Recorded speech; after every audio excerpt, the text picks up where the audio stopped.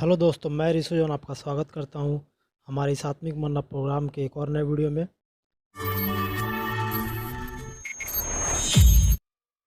अंतिम समय में परमेश्वर के प्रकोप के 7 कटोरे जो इस पृथ्वी पर उंडेले जाएंगे, जो कि हम प्रकाशित वाक्य के 15 और 16 अध्याय में पढ़ते हैं।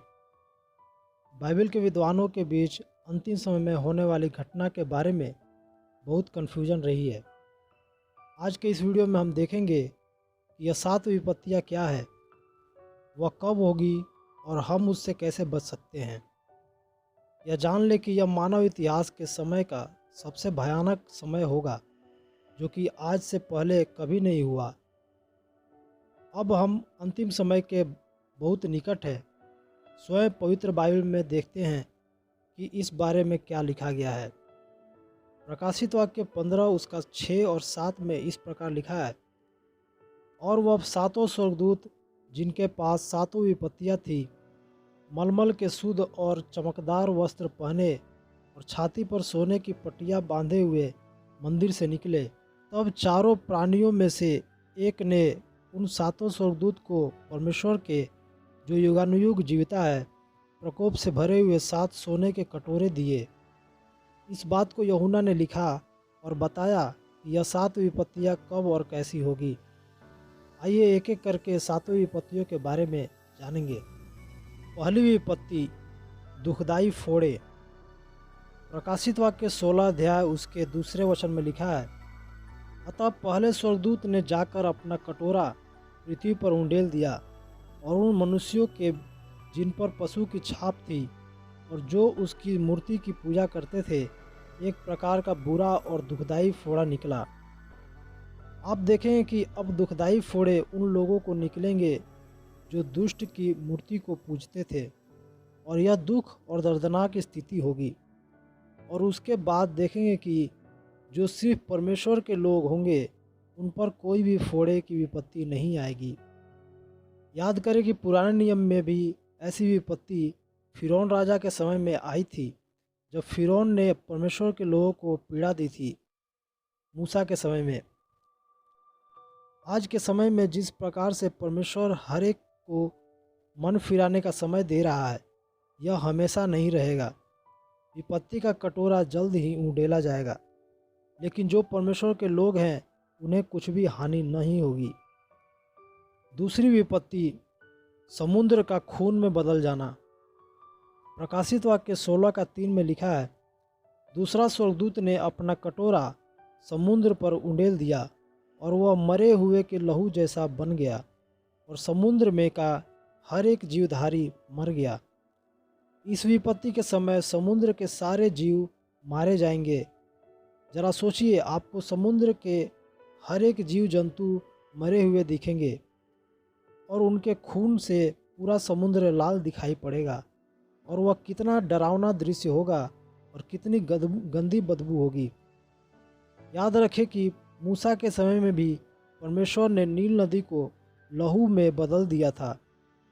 मैं आपको बता दूं कि यह 7 प्रकोप के जो कटोरे हैं, पुराने नियम के 10 विपत्तियों में से भी मिलते जुलते हैं। तीसरी विपत्ति, नदियों के पानी का खून बन जाना। प्रकाशित वाक्य 16 का 4 में लिखा है, तब तीसरे स्वर्गदूत ने अपनी कटोरा नदियों और पानी के सोतों पर उंडेल दिया, और वे लहू बन गए। इस विपत्ति के समय सभी नदियाँ जिस पर मनुष्य पीने के पानी के लिए निर्भर होता है, लहू बन जाएगी। और लहू में क्यों बदल जाएगी, इसका भी कारण इसमें दिया गया है। 5वीं और 6ठी में हम पढ़ते हैं, वहाँ लिखा है, तब मैंने पानी के स्वर्गदूत को यह कहते सुना, हे पवित्र जो है और जो था, तू न्यायी है, और तूने यह न्याय किया, क्योंकि जिन्होंने पवित्र लोगों और भविष्यवक्ताओं का लहू बहाया था, और तूने उन्हें लहू पिलाया, क्योंकि वे इसी योग्य हैं। दुष्ट के फॉलोअर्स ने परमेश्वर के लोगों का और भविष्यवक्ताओं का व्यर्थ लहू बहाया था, और अब उन्हें परमेश्वर के प्रकोप को देखना पड़ेगा। दोस्तों, आज अगर सताव हो भी रही है, तो हमारे पास एक आशा है। अंतिम समय में जब परमेश्वर न्याय करेगा, तब यह लोग जो परमेश्वर के लोगों को सताते हैं, उनको परमेश्वर का प्रकोप देखना पड़ेगा। चौथी विपत्ति, लोगों का सूरज से झुलसना। प्रकाशित वाक्य 16 अध्याय उसका 8 में लिखा है, चौथे स्वर्गदूत ने अपना कटोरा सूर्य पर उंडेल दिया और उसे मनुष्य को आग से झुलसा देने का अधिकार दिया गया। प्रकाशित वाक्य 16 उसका 9 में इस प्रकार से लिखा है, मनुष्य बड़ी तपन से झुलस गए और परमेश्वर के नाम की, जिसे इन विपत्तियों पर अधिकार दिया गया है, निंदा की, और उन्होंने न मन फिराया और न महिमा की। इस समय सूरज की गर्मी इतनी बढ़ जाएगी कि सभी मनुष्य झुलस कर मर जाएंगे। यह वह लोग होंगे जो हठीले हैं, जो चाहे मर जाए लेकिन परमेश्वर को नहीं अपनाएंगे। दोस्तों, आप जानते हैं कि सूरज की गर्मी बढ़ेगी तो इस पृथ्वी पर न तो पौधे बचेंगे और न ही पानी होगी, यानी भूखमरी बढ़ जाएगी। और यह सब चौथी विपत्ति के समय होगी, जब चौथा प्रकोप का कटोरा इस पृथ्वी पर उंडेला जाएगा। पांचवी विपत्ति, दर्द और अंधकार। प्रकाशित वाक्य 16 उसका 10 और 11 में लिखा है, पांचवें स्वर्गदूत ने अपना कटोरा उस पशु के सिंहासन पर उंडेल दिया और उसके राज्य पर अंधेरा छा गया और लोग पीड़ा के मारे अपनी अपनी जीभ चबाने लगे और अपनी पीड़ाओं और फोड़ों के कारण स्वर्ग के परमेश्वर की निंदा की और अपने अपने कामों से मन न फिराया। इस समय वे लोग जो शैतान को अपना खुदा मानते हैं, यह देखेंगे कि शैतान की ताकत कमज़ोर है। वे चाह कर भी कुछ नहीं कर पाएंगे। शैतान के पूरे राज्य पर अंधेरा छा जाएगा और वह दर्द और पीड़ा से परेशान होंगे और उन्हें कोई बचाने वाला नहीं होगा वहाँ पर। छठी विपत्ति, फरात नदी का सूखना। लिखा है प्रकाशित वाक्य 16 उसका 12 में, छठवें स्वर्गदूत ने अपना कटोरा महानदी फरात पर उंडेल दिया और उसका पानी सूख गया कि पूर्व दिशा के राजा के लिए मार्ग तैयार हो जाए। फरात नदी प्राचीन काल में बेबीलोन के सफलता का कारण थी। बेबीलोन की सिंचाई, खेती, खाना सब कुछ पूरी तरह से फरात नदी पर निर्भर था। जब फरात नदी का पानी घट गया था, तब बेबीलोन के विनाश का कारण वही बना। पूर्व के किंग साइरस और उसकी सेना ने जब फरात नदी का पानी घट गया था, तब बेबीलोन पर आक्रमण किया, क्योंकि उन्हें बेबीलोन में प्रवेश करने में और फरात नदी को पार करने में बिल्कुल आसानी थी। और कुछ महीने पहले यह न्यूज़ भी मिला है कि फरात नदी का पानी घटना शुरू हो गया है और बहुत सारे वीडियो यूट्यूब पर भी पाई गई है। सातवीं विपत्ति, एक बड़ा भूकंप। लिखा है प्रकाशित वाक्य 16 अध्याय उसका 17 और 18 में, और सातवें स्वर्गदूत ने अपना कटोरा हवा पर उंडेल दिया और मंदिर के सिंहासन से यह बड़ा शब्द हुआ, हो चुका। फिर बिजलियाँ और शब्द और गर्जनें हुई और एक ऐसा बड़ा भूकंप हुआ, जब से मनुष्य की उत्पत्ति पृथ्वी पर हुई तब से ऐसा बड़ा भूकंप कभी ना हुआ था। बुराई और भलाई की यह लड़ाई सालों से चलती आ रही थी। अब यह ऐसी मोड़ आ पहुंची है, बुरे लोगों का असली चरित्र सारे लोगों के सामने प्रकट होगी और उसकी बुराई का सीमा भी समाप्त होगी। तब परमेश्वर अपने लोगों को तो बचा लेंगे जो उनके नाम पर विश्वास करते हैं और परमेश्वर के वचन के अनुसार चलते हैं, और तब बुरे लोगों का बुराई का विनाश होगा। उस दिन हर टापू अपनी जगह से हिल जाएगी और पहाड़ों पर भी पता नहीं चलेगा। आकाश से बड़े बड़े ओले गिरेंगे, क्योंकि विपत्ति इतनी भयानक थी, लोगों ने फिर भी परमेश्वर की निंदा की।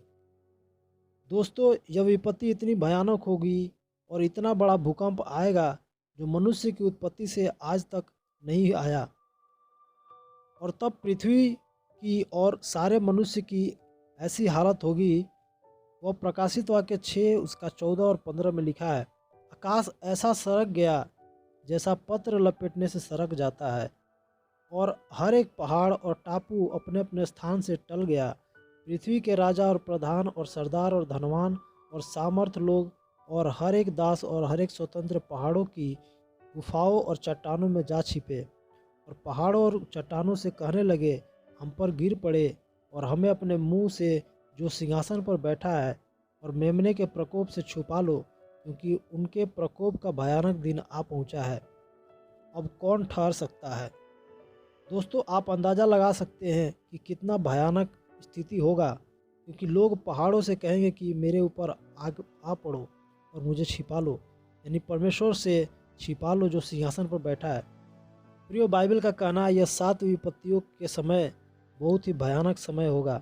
इसीलिए हमें सावधान रहना है और तैयार रहना है।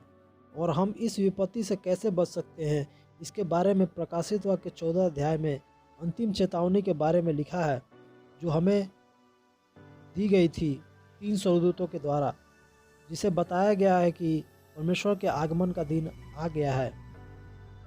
प्रकाशित वाक्य अध्याय 15 उसका 2 वचन में लिखा हुआ है, और मैंने आग से मिले हुए कांच का सा एक समुद्र देखा, और जो उस पशु पर और उसकी मूरत पर और उसके नाम के अंक पर जयवंत हुए थे, उन्हें उस कांच के समुद्र के निकट परमेश्वर की वीणाओं के लिए हुए खड़े देखा। यह वही लोग होंगे जो परमेश्वर के वचन का पालन करते हैं। वह जो चाहे किसी परिस्थिति में शैतान के आगे झुक नहीं सकते। वही लोग परमेश्वर के साथ खड़े होंगे, और उनके लिए ये विपत्ति और क्रोध कुछ भी नहीं कर पाएगा, क्योंकि परमेश्वर अपने लोगों के बचाव के लिए उनके साथ खड़े रहेंगे। प्रियो, याद रखें, परमेश्वर के आगमन का समय नज़दीक है। इसीलिए हमें तैयार रहना है और परमेश्वर के वचन में मजबूत रहना है। परमेश्वर इस वचन के द्वारा आप सभी को आशीष करे। हम फिर मिलते हैं अगले वीडियो में। तब तक के लिए जय मसीह की।